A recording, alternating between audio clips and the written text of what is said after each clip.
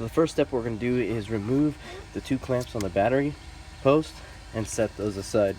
We're going to remove the 2 bolts on the throttle body linkage and slip the cable out just like this.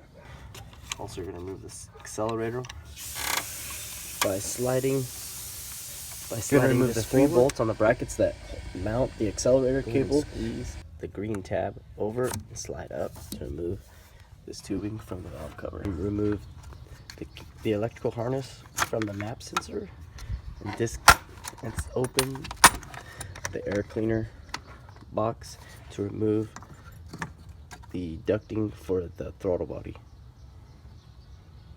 Also, we're going to remove these 2 this clamp and pull the whole unit out as well. The unit should come out exactly like this. Set that aside. It was a good idea to remove the air filter and just take a visual inspection and vacuum this debris out of the air cleaner and any other debris that you see in the engine compartment. Also, a quick tip with these air filters: between oil changes, 2 or 3 oil changes, and I end up replacing the filter, I like to tap the air filter out just to get any dust or anything out of these air filters. So we'll disconnect the throttle body, set that aside, give this a little twist. This slides right out of the way. Another electrical connector, and that just slides right out of the way. And for these, you'll just twist and push back. Oh, push on this green tab here, and you should just be able to push right back just like that and out of the way. Also, you're gonna pull this guy and take vacuum hose, push that off the side, and then you're gonna remove this clamp and hose, push that back out of the way. And go ahead and take a small screwdriver, like so, and push down here, and you'll be able to separate the 2. Once you push down, you just separate the 2 by pulling apart, just like that. Okay, so these 2 main connectors separate the harness from the upper intake ignition. And for this sensor, you just push and pull out, and push on this electrical connection, push and pull out, just like that. Here's another vacuum line. Just kind of give it a wiggle and pull out.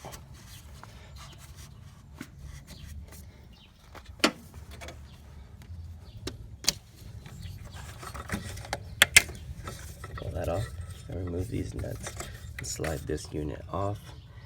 Then you could also remove these 2 bolts and slide the EGR exhaust recirculation valve out as well. Okay, so once you have everything removed from the upper intake, go ahead and remove these 8 bolts, 4 on the front and 4 down below. 1, 2, 3, 4 between here. Then your intake should be loose like mine is. Using a ratchet wrench with a 10mm deep ball socket, go ahead and remove the 4 bolts, 2 on the top, 2 on the bottom. And once those 4 bolts removed, set the throttle body aside. Okay, so once the throttle body is removed, you have access to this clamp. So when you loosen the bolts, they don't come out, so don't be worried about this falling down into the intake manifold. Intake manifold's been removed. We're gonna go ahead and stuff some towels in the intake to keep things from falling down into the intake holes down to the engine. Okay, in order to remove the PCV valve, that's this guy, you're gonna put a small screwdriver underneath this clip here and turn. Okay, for the PCV valve, on my model, they have the long version. On some other models, they're gonna have a short version. Before you order the parts, make sure you know which one you have, the long or the short. Okay, so once the PCV valve is installed, you're gonna go ahead and put the tube on like this. Slip it over, and pull back the tab. There it is. Set it aside.